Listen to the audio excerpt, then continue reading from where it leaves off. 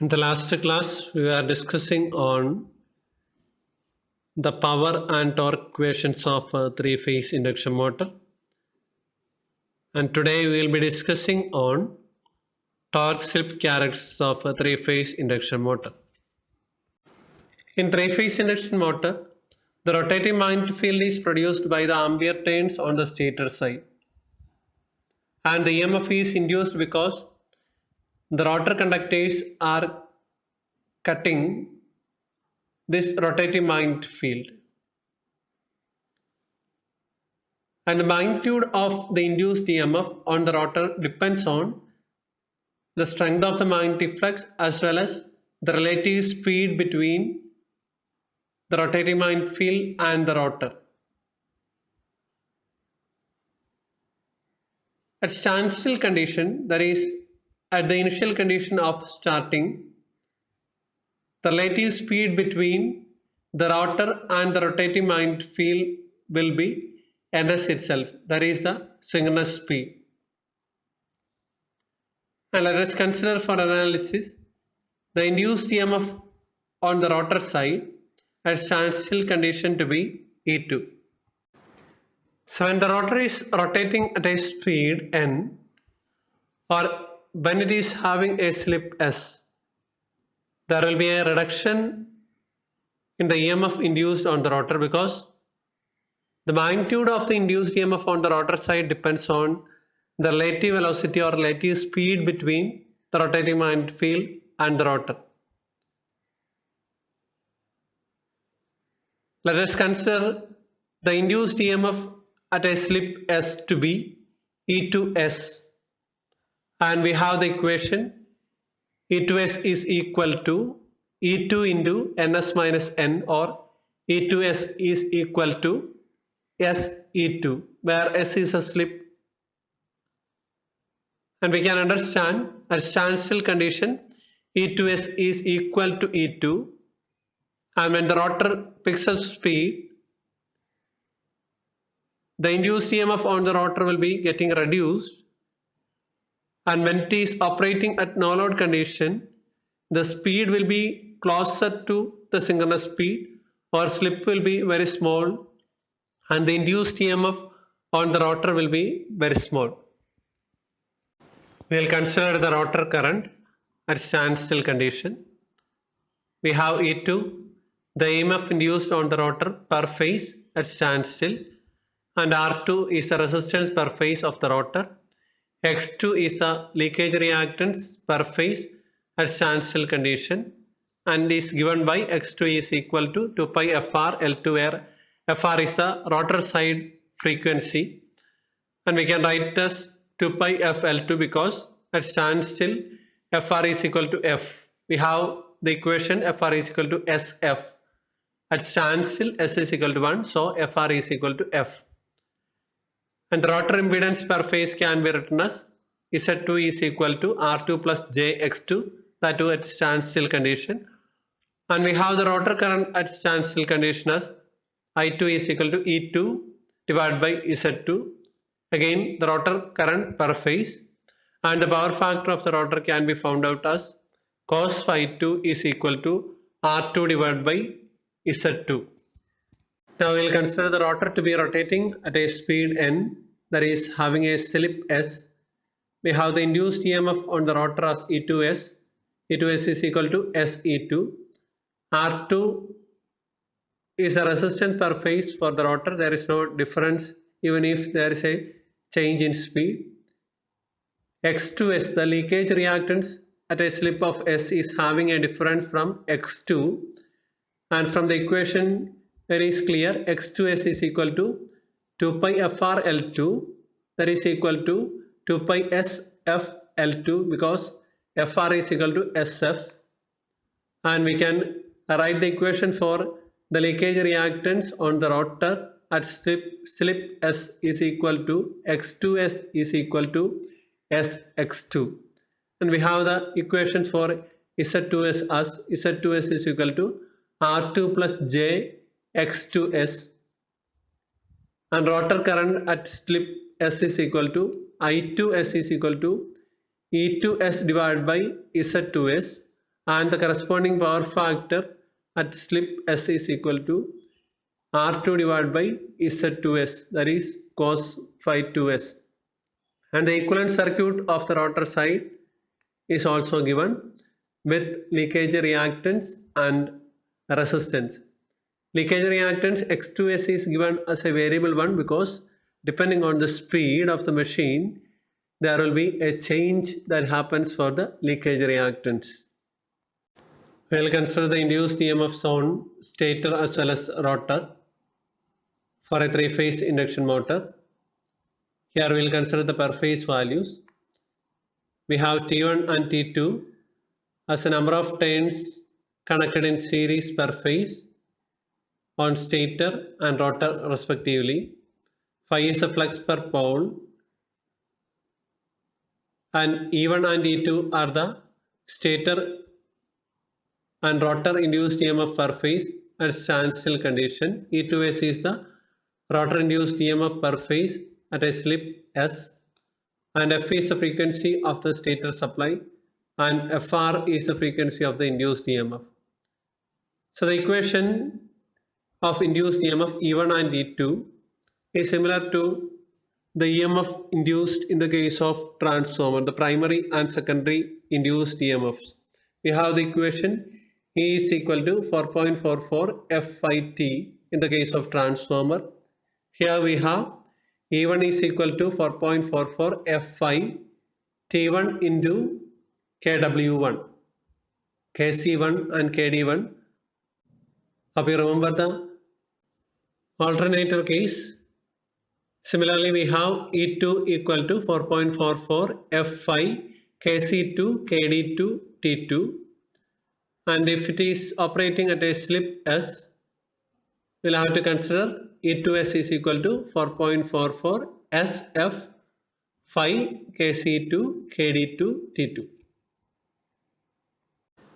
The same equations can be rewritten for KC1 KD1 equal to KW1 and KC2 KD2 as KW2.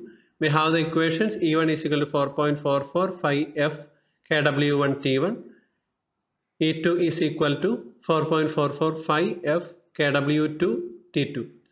Again, we can consider the effective stator turns per phase and effective rotor turns per phase as TE1 and TE2, where TE1 is equal to KW1 T1 and TE2 as KW2 T2.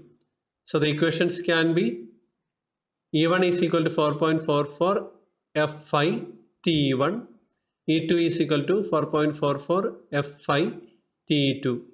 So the ratio of E1 and E2 is given as TE2 is to TE1. At standstill condition, the ratio of the voltages E1 and E2 will be a constant, and we will have to keep in mind KW1 and KW2 will never be equal because the number of slots on stator and rotor will not be equal, and this will help to avoid the clogging condition in the case of a three-phase induction motor. We will consider the torque equation in terms of electrical parameters. So we have the copper loss on the rotor as WCU2 is equal to 3 E2S I2S cos phi 2S. It is three-phase copper loss. Remember the equation 3 VI cos phi. And that can be equated and solved as 3S E2 the whole square R2 divided by R2 square plus SX2 the whole square. And we have the equation S times the air gap power is equal to the rotor copper loss. And the air gap power can be written in terms of developed torque as 2 pi ns Td divided by 60. And by rearranging the equation, we can write as Td is equal to K Se square R2 divided by R2 square plus Sx2 the whole square. And we can write it as TD is proportional to phi I2s cos phi 2s, where cos phi 2s is equal to R2 divided by Z2s and I2s is equal to SE2 divided by Z2s, and the E2 is proportional to phi. Now we will write the developed torque in terms of the supply voltage. We have the equation E2 divided by E1 is equal to TE2 divided by TE1. We can rewrite as E2 is equal to E1 into TE2 divided by TE1. And from the previous slide we have the equation TD is equal to K SE2 square R2 divided by R2 square plus SX2 the whole square. And by substituting the equation for E2 in the equation for TD, we can write as K T2 divided by T1 the whole square, E1 square SE2 divided by R2 square plus SX2 the whole square. And we can write as TD is equal to K1 into the rest of the terms. And finally, if we consider the induced EMF on the stator E1 is equal to V1, we can write this TD is proportional to V1 square, that is the developed torque is proportional to the square of the supply voltage. We will find what will be the starting torque. At starting condition S is equal to 1, and we can write the starting torque TD is proportional to V1 square. If it is written in terms of E2, it will be TDST is equal to K E2 square R2 divided by R2 square plus X2 the whole square. And we have the base equation TD is equal to K SE2 square R2 divided by R2 square plus SX2 the whole square. And we can substitute S is equal to 1 for the starting torque. We will find the condition for maximum torque. We have the equation TD is equal to K into SE2 square R2 divided by R2 square plus SX2 the whole square. By the construction itself, R2 and X2 are constant, and we have the variable S, that is slip. So we'll differentiate the developed torque with respect to slip and will equate to 0 for finding the maximum torque condition. So we have the equation TD divided by DS is equal to 0. Instead of TD, we can go for 1 by TD. We take 1 by TD is equal to Y. So Y is equal to R2 divided by KS E2 square plus SX2 square divided by K E2 square R2. dy by ds is equal to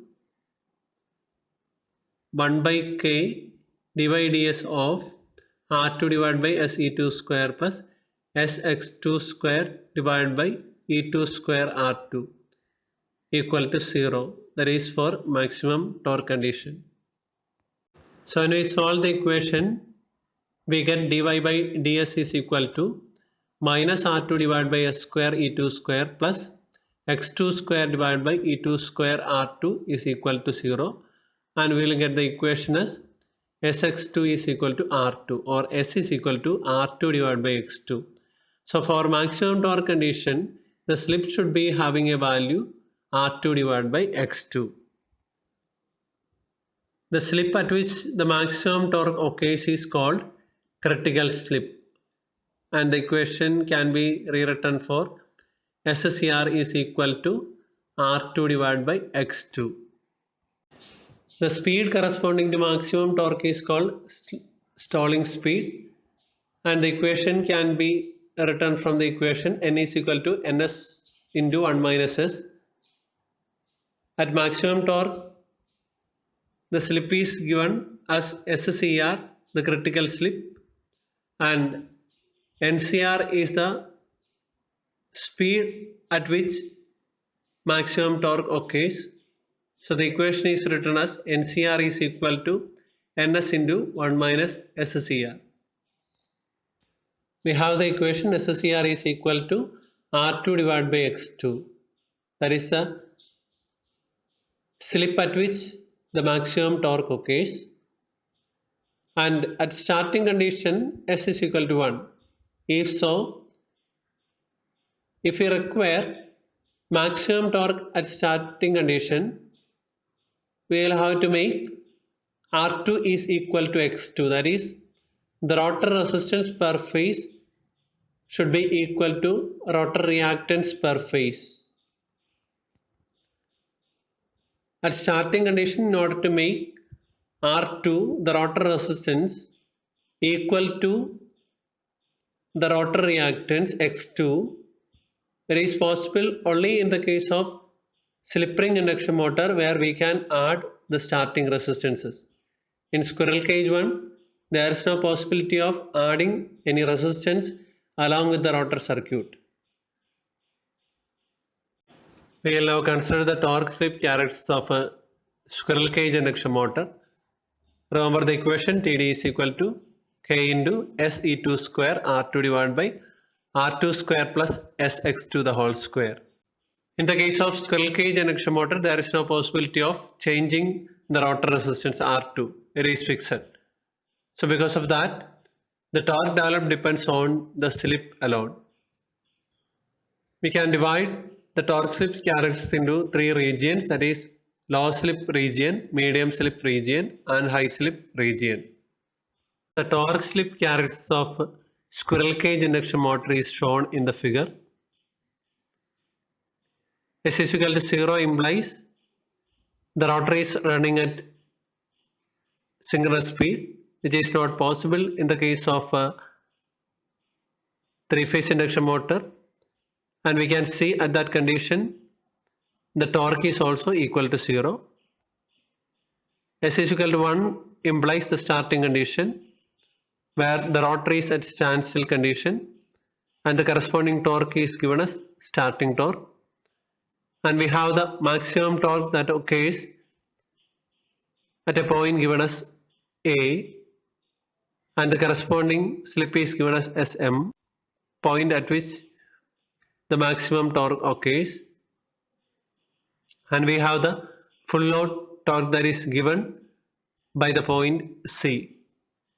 The portion or the region AB is unstable and the area under OA is the stable region or the operating region for the machine. We will consider different regions of operation. Low slip region or normal operating region, it starts from the point O to A, and we have at synchronous speed S is equal to 0 and the developed torque is equal to 0 from the equation. And when the machine is operating at a speed closer to the synchronous speed, the slip S is negligibly small. So in the equation, Sx2 can be neglected and can be rewritten as Td is equal to K SE2 square R2 divided by R2 square. And we can see Td is proportional to S divided by R2, or Td is proportional to the slip.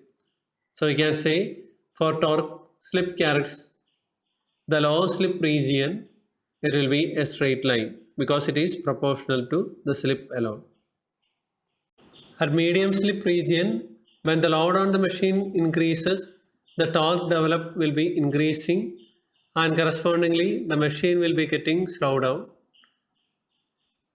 and the slip also increases. The maximum torque will be occurring at a slip SCR equal to R2 divided by X2,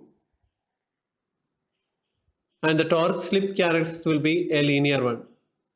And the maximum torque is also called as breakdown torque, pull out torque, or as stalling torque. At high slip region, that is beyond the pull out torque, the machine will be in an unstable condition, and here the slip will be increasing when we increase the load on the machine, and the speed of the machine will be getting reduced, and there R2 becomes negligible compared to Sx2, and we can write the equation Td is proportional to S divided by Sx to the whole square, or Td is proportional to 1 by S.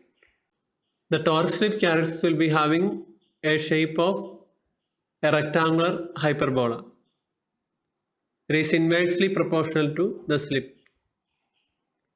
And if you go on increasing the load on the machine will slow down and finally it will stop. And there should be some overload protection mechanism, otherwise it can damage the machine because of overheating. The maximum torque expression can be obtained from the basic equation of the developed torque Td and the condition at which the maximum torque occurs, that is S is equal to R2 divided by X2, and by substituting the same in the equation for Td, we will get Td max is equal to Ke2 square divided by 2x2, or we can write the same equation as Kv1 square divided by 2x2 if we consider E2 is equal to V1. From the expression for the maximum developed torque, we can say Td max is proportional to E1 square, the supply voltage, and Td max is proportional to 1 by x2. In order to have large values for Td max, we will have to reduce the leakage reactance of the rotor. It can be obtained by placing the rotor conductors closer to the air gap, or it can be by minimizing the air gap length. And the maximum torque developed is independent of the resistance of the rotor, that is R2. The torque slip characteristics of a slip ring induction motor is given in the diagram. We know the maximum torque is independent of R2, but the slip at which the maximum torque occurs, that is SSER, depends on the rotor resistance, because SSER is equal to R2 divided by X2, and by adjusting the value of R2, the slip at which the maximum torque occurs also can be adjusted.